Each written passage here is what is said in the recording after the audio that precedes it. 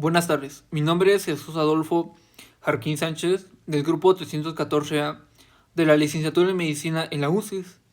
El tema a tratar el día de hoy pertenece a la materia de inmunología impartida por el doctor Alejandro Francisco Cruz. Comencemos. Agamaglobulinemia ligada al cromosoma X o enfermedad de Bruton. Vamos a empezar hablando de sus generalidades. Es una inmunodeficiencia hereditaria poco frecuente. Se caracteriza por un recuento bajo o nulo de células B maduras, lo que puede provocar una deficiencia grave de anticuerpos e infecciones recurrentes. Se presenta principalmente después de los 6 a 9 meses de edad, cuando desaparecen los anticuerpos maternos. Fue descrita por primera vez en 1952 por el Dr. Cogden Bruton. Vamos a hablar de su epidemiología. Afecta exclusivamente a los varones.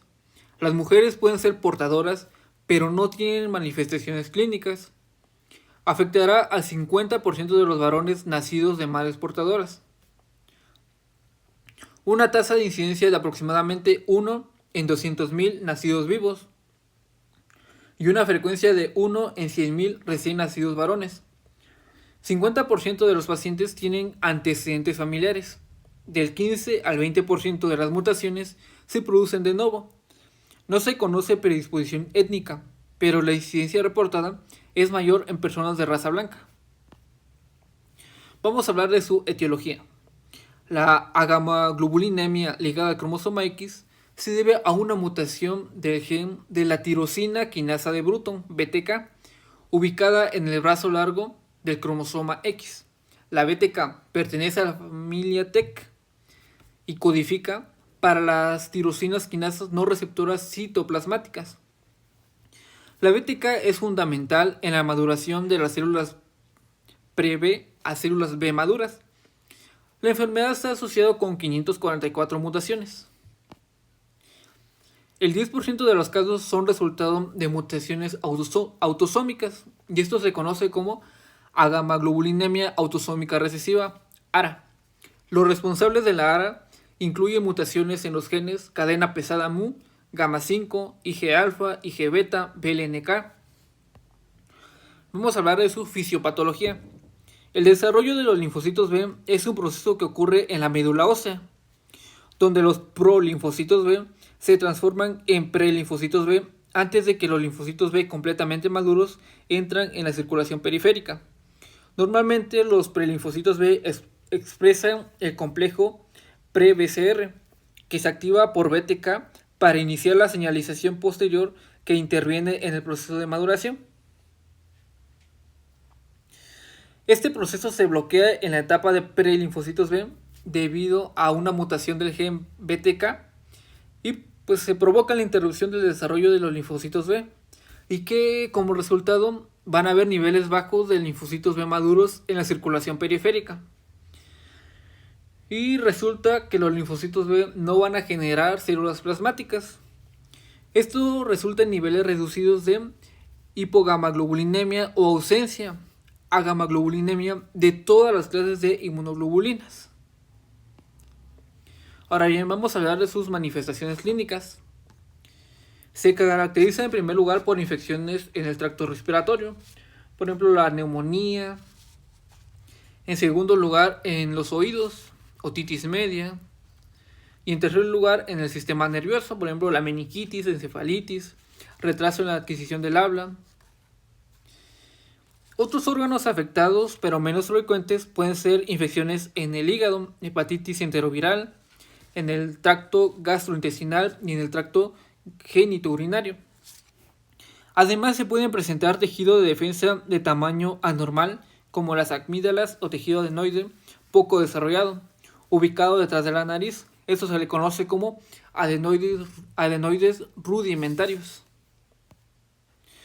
Los pacientes con agamaglobulinemia ligada al cromosoma X se vuelven vulnerables a infecciones invasivas por bacterias encapsuladas como Streptococcus pneumoniae, Staphylococcus aureus, Haemophilus influenzae, pero tienen mayor incidencia de infecciones por enterovirus, como poliovirus, coxsackievirus, hechovirus, y se caracteriza la diarrea crónica por la Giardia lamblia. Ahora bien, vamos a hablar de su diagnóstico. Antecedentes familiares, hemograma completo con diferencial, niveles cuantitativos de inmunoglobulina sérica, IgG, IgA e IgM, respuesta de los títulos de anticuerpos específicos del suero a la inmunización, como contra el tétanos o la difteria, fenotipicación linfocitaria mediante citometría de flujo. Otros más, el diagnóstico definitivo se da mediante la detección de la mutación del gen BTK mediante la técnica Western blot, el ensayo Craig. Las técnicas de imagen incluyen la resonancia magnética y la tomografía computarizada de alta resolución, la muestra de cultivos de esputo inducido y el análisis de gases en sangre. Otros análisis pues está la fibrobroncoscopía, el lavado broncoalveolar, estas técnicas son importantes, la evaluación audiológica que incluye la audiometría, ya lo habíamos mencionado en las manifestaciones clínicas que afecta al oído. Ahora bien, vamos a hablar de su tratamiento. Está la terapia de reemplazo de inmunoglobulina regular mediante infusiones intravenosas o subcutáneas. Aquí la terapia de inmunoglobulina intravenosa o inmunoglobulina subcutánea requiere de varias consideraciones.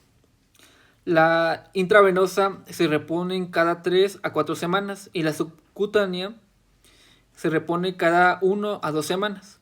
Se ha establecido una dosis de 400 a 800 miligramos sobre kilogramos cada 3 a 4 semanas para aumentar un nivel mínimo de IgG superior a 5 gramos sobre litro. Aunque la inmunoglobulina intravenosa es la principal opción de tratamiento, tiene sus desventajas. Otras opciones de tratamiento está el trasplante de células madre hematopoyéticas, el uso terapéutico y profiláctico de antibióticos para tratar y prevenir infecciones bacterianas, un monitoreo cuidadoso, un apoyo nutricional, social, psicológico y educativo. Asimismo, el asesoramiento sobre la importancia de recibir las vacunas disponibles, excepto las que contienen bacterias o virus vivos. Ahora bien, vamos a hablar de su pronóstico. Antes de la terapia de reemplazo de inmunoglobulina regular, la mayoría de los pacientes con agamoglobulinemia ligada al cromosoma X fallecían antes de los 10 años por complicaciones de enfermedad pulmonar, sepsis, meningitis. Las personas que reciben un diagnóstico temprano, es decir, antes de los 5 años, pueden esperar tener una calidad de vida normal y vivir más allá de los 40 años. Pero a pesar del tratamiento mensual del reemplazo de inmunoglobulina, aproximadamente 10% de los pacientes padecen infecciones graves o enfermedad pulmonar crónica. Por ejemplo, la bronquiectasia es una de las principales causas de mortalidad y morbilidad. Muchas gracias.